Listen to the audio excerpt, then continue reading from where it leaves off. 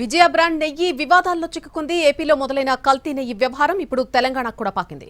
కొందరి స్వార్థం కోసం దశాబ్దాల చరిత్ర కలిగిన ఒక బ్రాండ్ ను ఫ్రాంచైజీల పేరుతో ప్రైవేటు వ్యక్తులకు అప్పగించడమే ఇందుకు కారణమని విజయ డైరీ తెలంగాణ చైర్మన్ గుత్తా అమిత్ రెడ్డి అంటున్నారు.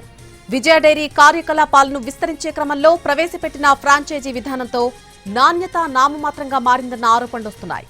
కల్తీ నెయ్యిని విజయ లేబుల్తో మార్కెట్లోకి విడుదల చేశారన్న విమర్శలు కూడా బలంగా వినిపిస్తున్నాయి. ఇది ఆంధ్రప్రదేశ్కే పరిమితం కాకుండా పొరుగు రాష్ట్రమైన తెలంగాణకు కూడా విజయ ఉత్పత్తుల అమ్మకాలపై తీవ్ర ప్రభావం చూపింది.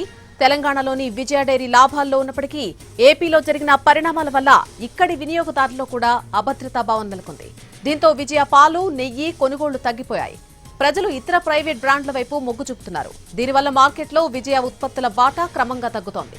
అమ్మకాలు పడిపోవడంతో దాని ప్రభావం నేరుగా పాడి రైతులపై పడుతోంది.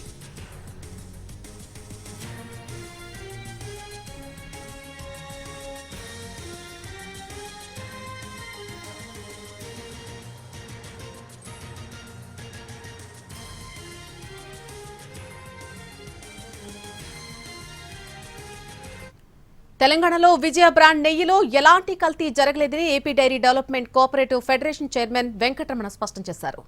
గత డిసెంబర్లో కూడా నెయ్యి శాంపిల్ సేకరించి టెస్ట్ చేశామని, ఆ రిపోర్టులు వచ్చాయని అన్నారు. ఆ రిపోర్టులో అంతా బానే ఉందన్నారు.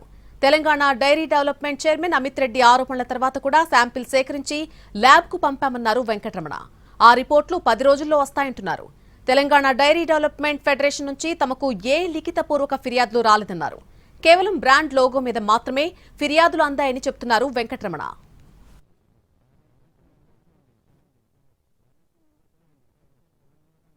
2022 సెప్టెంబర్ నుంచి మనము ఈ ఫ్రాంచైజీ అనే మేఘన వాళ్ళకి ఇవ్వడం జరిగిందండి.